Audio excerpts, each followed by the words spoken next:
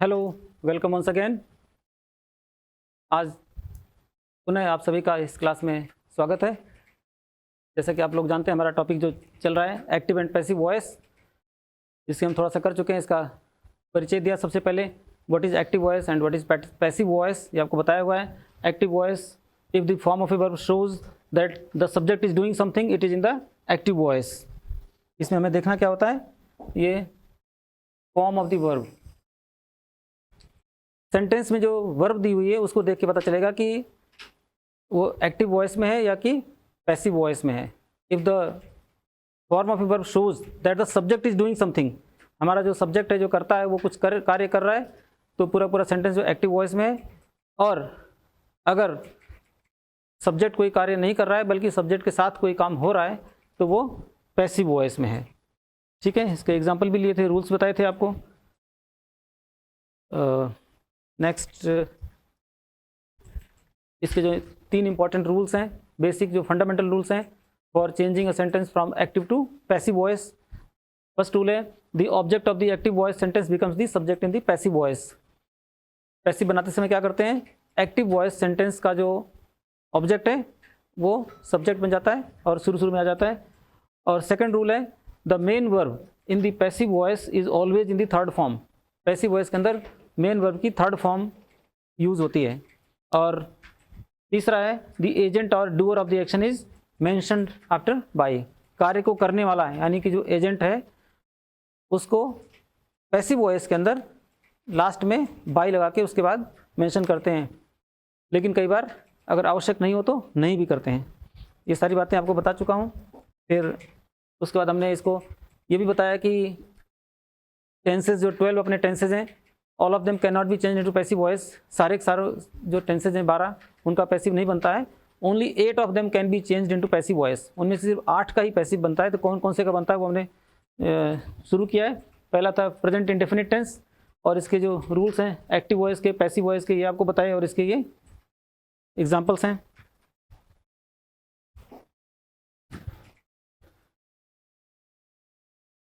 All types of examples are there, assertive sentence, negative sentence and interrogative sentence.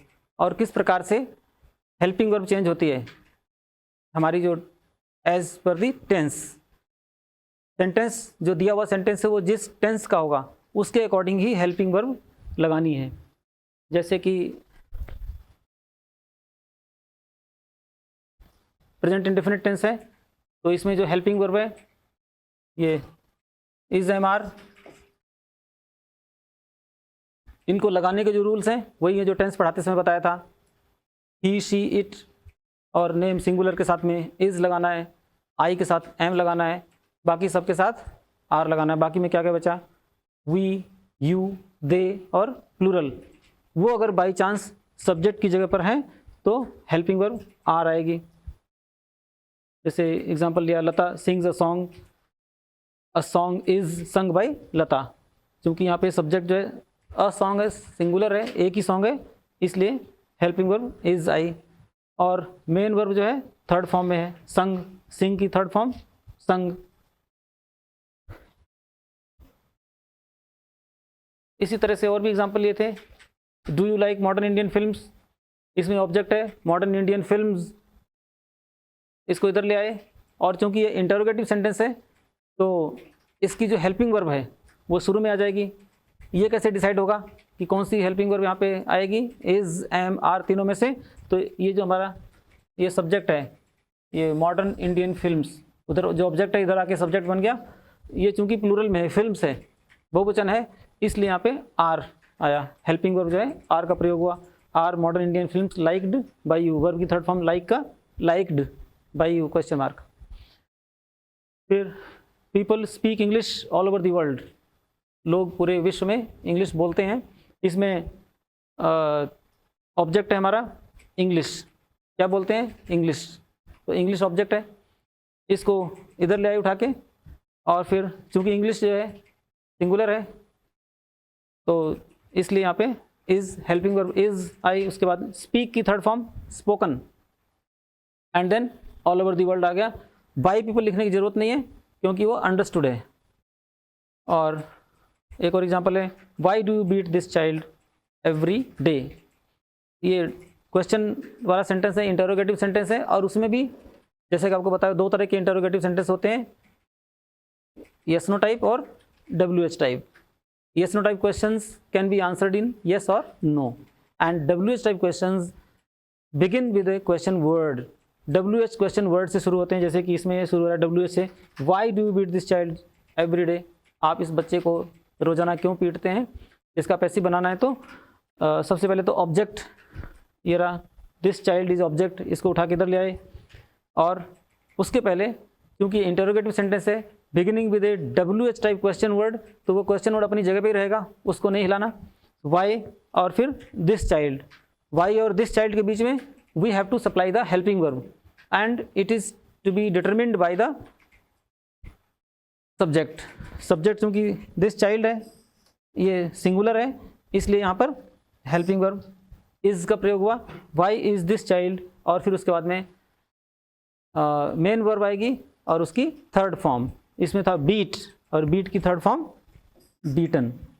ये तो ये भी बताया था पहले कि ये 2-3 चीज़ें कांस्टेंट होती हैं, जैसे कि सब्जेक्ट है और वर्ब थर्ड फॉर्म और ऑब्जेक्ट पैसिव वॉइस के अंदर, ये 3 चीज़ें कांस्टेंट होती हैं। Then now we have to learn how to change a sentence belonging to this category, present continuous tense। Present continuous tense की कैटेगरी का सेंटेंस है, उसको एक्टिव से पैसिव में कैसे चेंज करेंगे, ये हम आज सीखते हैं। तो सबसे पहले तो एक्टिव का पता ही है आपको रूल, टेंस कराते समय बताया था। प्रेजेंट कंटिन्यूस टेंस का जो रूल है वही जो है इसका एक्टिव वॉइस का रूल है, subject plus is am are plus ING form plus object. Is am are लगाने का रूल पहले भी बताया था, दोबारा फिर बता देता हूँ। Third person singular number he she it और नेम के साथ इज लगाना है, आई के साथ एम लगाना है, बाकी रिमेनिंग जो भी है उन सब के साथ आर लगाना है। Now the question is what is the rule for passive voice sentence. Passive voice का जो सेंटेंस होगा उसका क्या रूल है, तो वो देखते हैं। सब्जेक्ट प्लस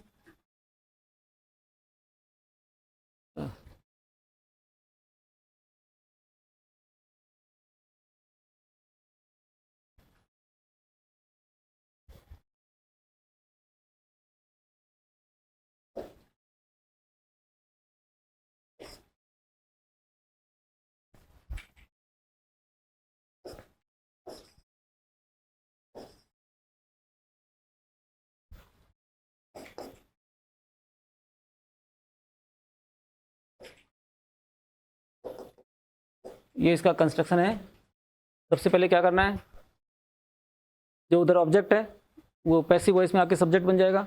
उसके बाद हमारी हेल्पिंग वर्ब जो है is am are plus being, एक और वर्ब आ रही है इसमें being, in order to show the continuity, या जो एक्टिव वॉइस में जो ING फॉर्म है इसमें एक्शन की कंटिन्यूटी को शो करने के लिए हमें बीइंग लगाना पड़ेगा, BEING बीइंग, और फिर उसके बाद में verb third form plus agent by. For example he is writing a letter, तो ऑब्जेक्ट जो इधर आ जाएगा पहले,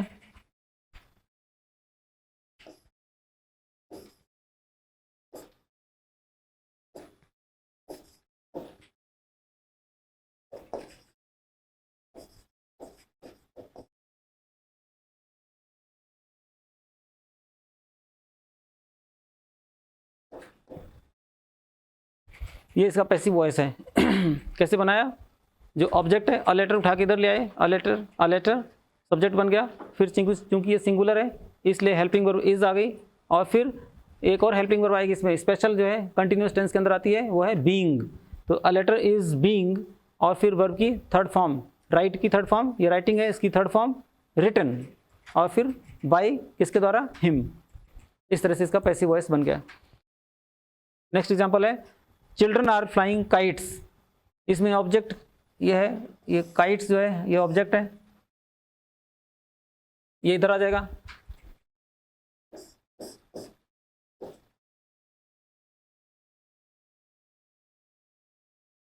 फिर उसके बाद में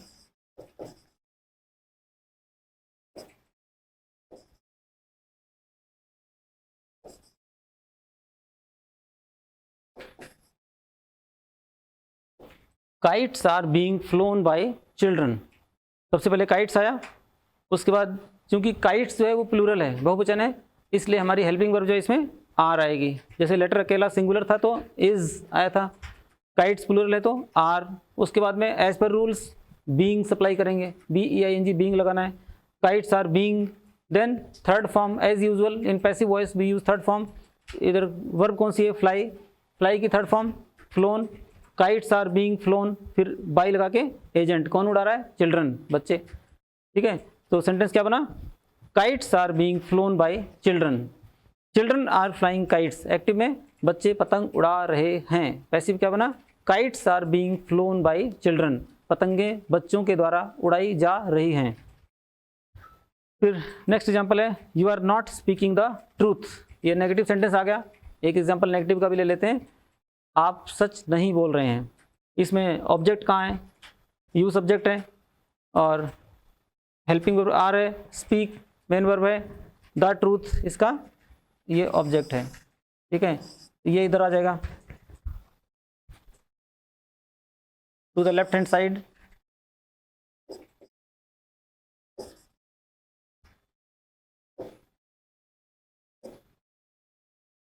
फिर बीइंग आ गया और फिर स्पीक की थर्ड फॉर्म क्या होती है? स्पोकन।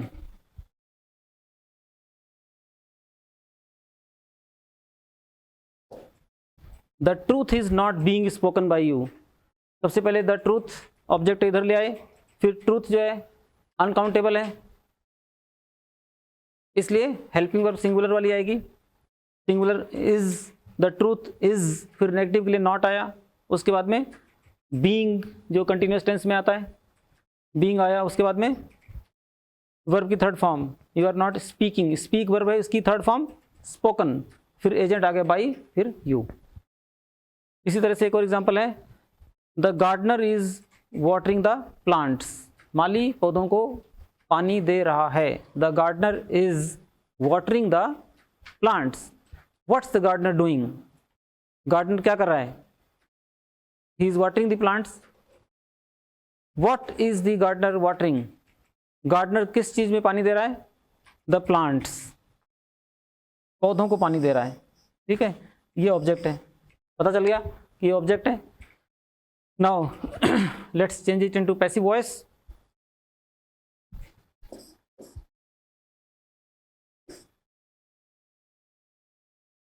द प्लांट्स, अब ऑब्जेक्ट उधर से इधर आ गया, सब्जेक्ट हो गया, but it is in the plural. ये प्लूरल में बहुवचन है, प्लांट्स है, एक पौधा नहीं है, कई सारे पौधे हैं। तो फिर हेल्पिंग वर्ब कौन सी आएगी? आर। द प्लांट्स आर, फिर उसके बाद में बीइंग एज यूजुअल, बीइंग आएगा इसके अंदर। द प्लांट्स आर बीइंग, पानी देने को क्या कहते हैं? वाटर। वाटर पानी भी होता है और पानी देना, इंग्लिश में ऐसे बहुत सारे वर्ड्स हैं, हजारों में है। They act as a noun as well as a verb. पानी, वाटर जो है नाउन भी होता है और वर्ब भी होती है, संज्ञा भी है और क्रिया भी है। तो वाटर मतलब पानी और पानी देना। ठीक है, द गार्डनर इज वाटरिंग, पानी दे रहा है। वाटर जो वर्ब है इसकी थर्ड फॉर्म ईडी लगा दो, थर्ड फॉर्म हो जाएगी watered. The plants are being watered.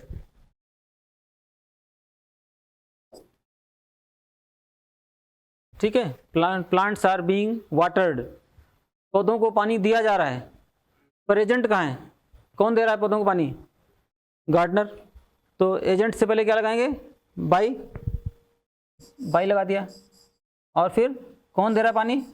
Mali, the gardener.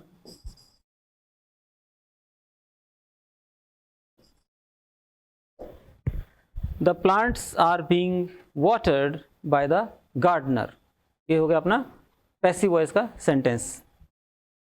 तो ये तो ही बात प्रेजेंट कंटिन्यूअस टेंस की, how to change a sentence belonging to present continuous tense from active voice to passive voice, active से passive में कैसे चेंज करेंगे प्रेजेंट कंटिन्यूस टेंस वाले सेंटेंस को। तो इसमें आपने क्या देखा, नई चीज़ क्या है आई भी, सब्जेक्ट पहले भी था, एक्टिव में पैसिव में भी सब्जेक्ट है, हेल्पिंग वर्ब हमारी इज एम आर एक्टिव में भी है पैसिव में भी है, और नई चीज़ क्या है ये बीइंग, एक और हेल्पिंग वर्ब आ रही है being, BEING being, in order to show the continuity of the action in a continuous tense we use being. तो इसका ध्यान रखना है, एक नई चीज़ जो इंट्रोड्यूस हुई इसके अंदर वो ये है, बाकी चीज़ पुरानी है। V3 वर्ब की थर्ड फॉर्म पैसिव वॉइस में आती ही आती है, और एजेंट से पहले बाई लगाते हैं, वो दिया ही हुआ सभी में। इसके बाद कौन सा टेंस है, हमने प्रेजेंट इंडेफिनिट कर लिया और प्रेजेंट कंटिन्यूअस कर लिया, और नेक्स्ट टेंस जो है present perfect tense. So let us see how to change a sentence belonging to present perfect tense from active voice into passive voice. Present perfect tense, इसके rules है active voice के पता ही है आपको, subject plus has have इसकी helping verb है in order to show the perfection of the action, क्योंकि इसमें जो भी एक्शन होगा वो परफेक्ट हो चुका है, एक्शन जो कंप्लीट हो चुका है, पूर्ण हो चुका है, उसी को हम व्यक्त करते हैं इस टेंस के माध्यम से। तो सब्जेक्ट हो गया, फिर हैज़ हैव हो गया, फिर वर्ब की थर्ड फॉर्म, और फिर ऑब्जेक्ट, इतनी चीज़ें पहले से दी हुई हैं। Now the question is what will be the rule in passive voice. इसको हम अगर पैसिव में चेंज करेंगे तो रूल क्या बनेगा,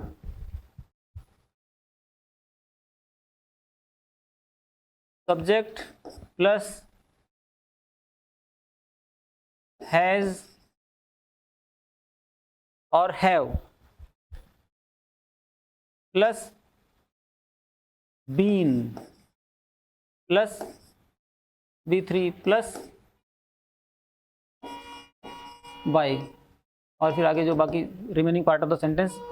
तो इसमें न्यू थिंग क्या है, क्योंकि सब्जेक्ट तो इस दोनों में है और हेल्पिंग वर्ब जो हैज़ हैव है वो भी दोनों में है, तो नई चीज़ क्या है been. In order to show the perfection of the action we have to use one more helping verb that is been, and then third form of the verb plus bye.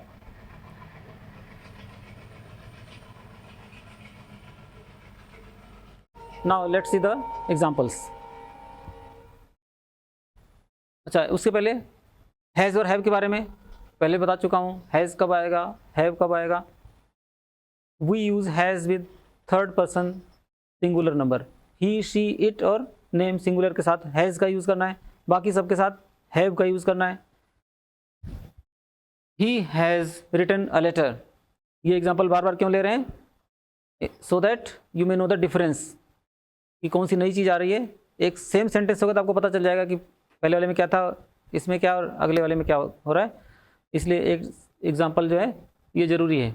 He has written a letter, अब a letter जो object है अपना ये इधर आ जाएगा,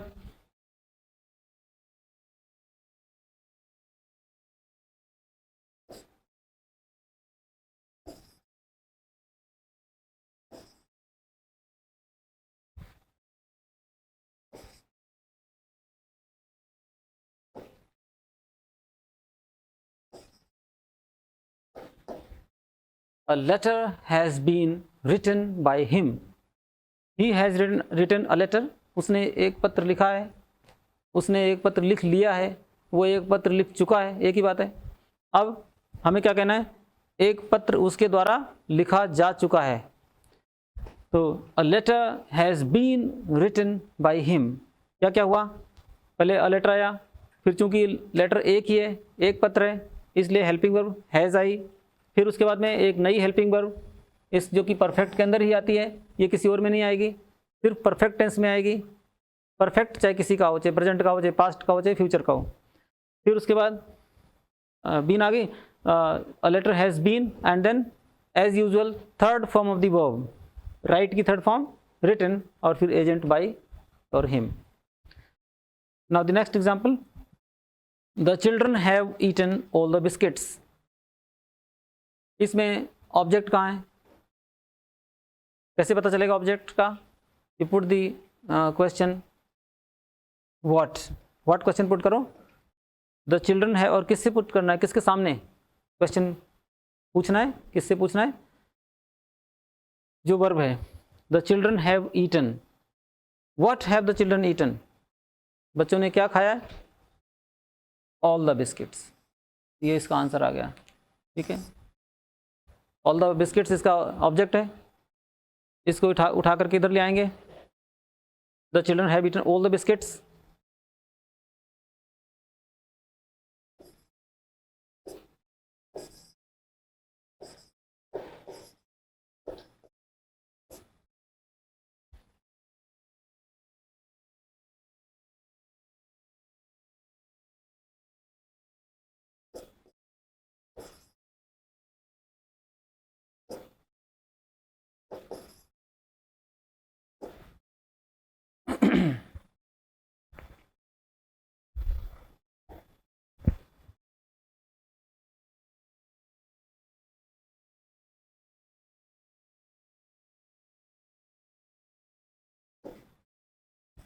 the children have eaten all the biscuits, बच्चों ने सारा बिस्किट खा लिया है।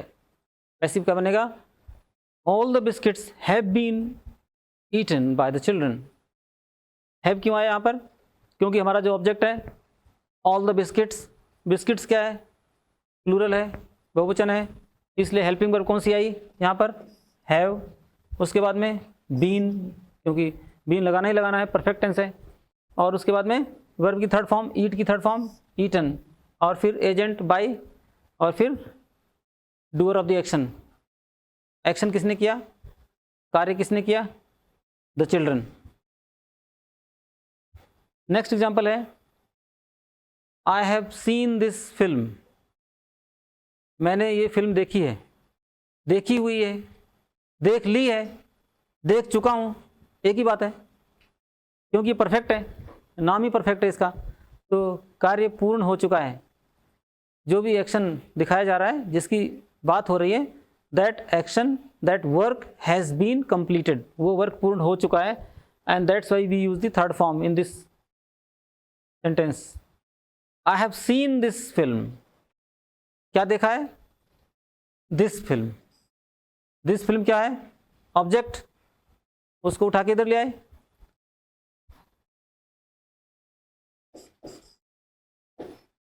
दिस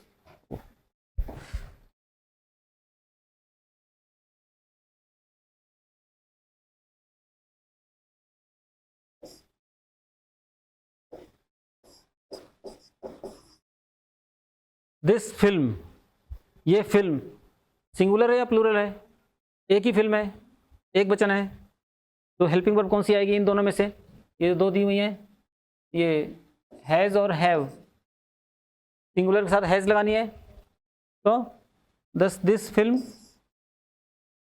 हैज़, उसके बाद में दूसरी helping verb been, this film has been.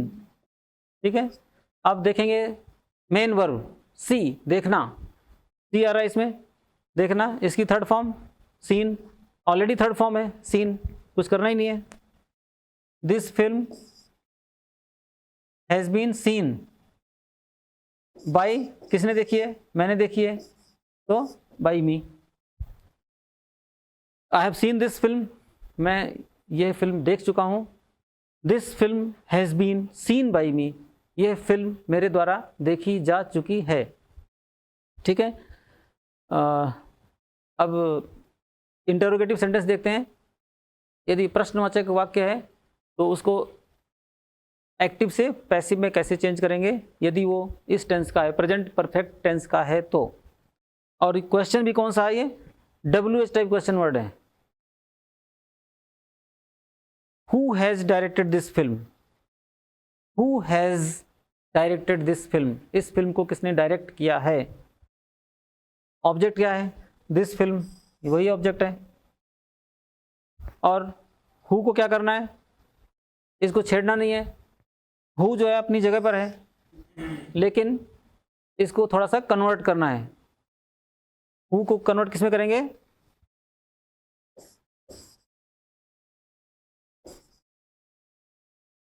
By whom, किसके द्वारा, बाय हुम, और फिर उसके बाद में जो ऑब्जेक्ट है ये आएगा, लेकिन उसके पहले दोनों के बीच में हेल्पिंग वर्ब आनी है। हेल्पिंग वर्ब कौन सी आएगी, क्योंकि दिस फिल्म है, ये सिंगुलर है, एक वचन है, इसलिए हैज़, बाय होम, हैज़, और फिर this, by whom has this film, और फिर हेल्पिंग वर्ब बीन, और फिर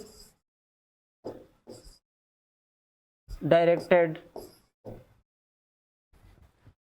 who has directed this film, इस फिल्म को किसने निर्देशित किया है, और पैसिव क्या बना, by whom has this film been directed, इस फिल्म का निर्देशन किसने किया है, या किसके द्वारा, इस फिल्म का निर्देशन किसके द्वारा किया गया है।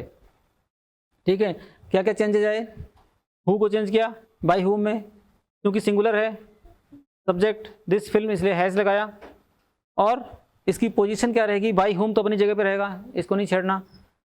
Helping verb has will be followed immediately after this question word, by whom के तुरंत बाद में हेल्पिंग वर्ब आ गई, और फिर दिस फिल्म आ गई, और उसके बाद में जो बीन है दूसरी हेल्पिंग वर्ब वो बाद में आएगी।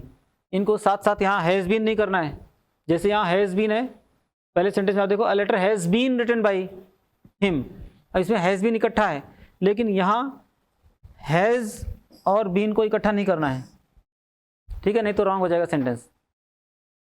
क्योंकि अब आप पूछोगे ऐसा क्यों हो रहा है, because of the interrogative character of the sentence, ये सेंटेंस इंटरोगेटिव है, प्रश्नवाचक है, और प्रश्न जो है प्रश्न की तरह दिखना भी चाहिए। By whom has this film been directed, अगर बीन को यहीं ले आते हैं तो क्वेश्चन नहीं रह जाएगा। यहाँ भी क्वेश्चन मार्क लगा हुआ है और यहाँ भी क्वेश्चन मार्क लगा हुआ है। We are not changing the character of the sentence का, और मीनिंग जो है वो भी नहीं चेंज कर रहे हैं। You can see that the meaning of both the sentences is the same. Sorry, इसमें कोई भी सेंटेंस आप देख लीजिए, एक्टिव से पैसिव में जो चेंज करते हैं तो उसका मीनिंग नहीं चेंज होता, दोनों का मीनिंग सेम रहता है, सिर्फ इतना चेंज होता है कि हमारा फोकस चेंज होता है। कोई पूछ लो आपसे, मान लीजिए पूछ लेता है कि एक्टिव और पैसिव का यूज़ क्या है, why do we change a sentence from active to passive voice and why do we need it at all, आखिर इसकी आवश्यकता क्यों पड़ती है। It depends on the use of the sentence because we keep on changing our focus. कभी अभी एक कोई भी एग्जांपल ले लीजिए, इसमें he has written a letter, उसने एक पत्र लिखा है, और a letter has been written by him, एक पत्र उसके द्वारा लिखा गया है। दोनों में फ़र्क क्या है, मीनिंग में कोई फ़र्क नहीं है, there is no difference at all in the meaning, the difference is in the focus. पहले सेंटेंस में फोकस कहाँ पर है, ही, इसके ऊपर फोकस है। लेटर किसने लिखा है, he has written a letter, उसने एक पत्र लिखा है, हमारा फोकस जो है उसने के ऊपर है, इसके ऊपर है। जबकि पैसिव वॉइस के अंदर क्या होता है, ये जो उधर ऑब्जेक्ट था इधर आ गया, इसके ऊपर फोकस हो गया, तो ये अ लेटर जो है इसके ऊपर फोकस है। A letter has been written by him, एक लेटर लिखा गया है, एक लेटर लिखा, क्या लिखा गया, एक लेटर लिखा गया, उसके ऊपर फोकस है। जबकि इसमें एक्टिव वॉइस में he has written a letter, उसने लिखा है एक लेटर, उस ही के ऊपर, लिखने वाले के ऊपर, कार्य के करने वाले के ऊपर हमारा फोकस है, जो कि एक्टिव है। क्योंकि सेंटेंस एक्टिव में है, इसलिए जो कार्य का करने वाला जो करता है वो एक्टिव है, उसके ऊपर हमारा फोकस होता है। तो ये तो ही बात प्रेजेंट परफेक्ट टेंस को एक्टिव से पैसिव में चेंज करने की। नेक्स्ट टेंस कौन सा है आपको पता ही है, present perfect continuous tense, but it can not be change into passive voice. आपको पहले बताया हुआ है कि जो 12 के 12 टेंस है हमारे, वो उनको हम चेंज नहीं कर सकते एक्टिव से पैसिव में। एक तो यही है, मैं हर एक का जो परफेक्ट कंटिन्यूअस टेंस है, इसके जस्ट बाद वाला परफेक्ट कंटिन्यूअस टेंस, उसको हम पैसिव में चेंज नहीं कर सकते। ठीक है, तो नेक्स्ट जो है आएगा अपना past tense, that we will see in the next class, उसको हम नेक्स्ट क्लास में करेंगे। Thank you.